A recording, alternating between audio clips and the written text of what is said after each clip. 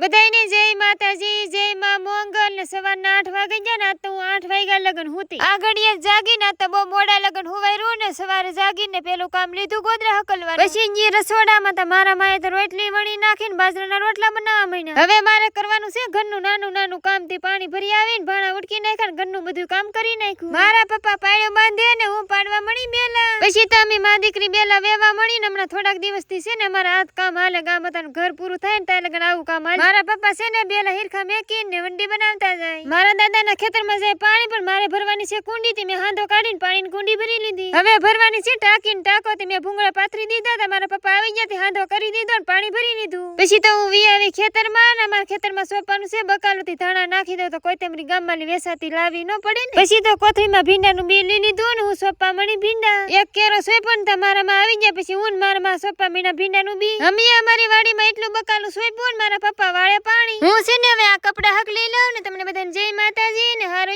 Follow કરવાનું ન ભૂલતા હો ને.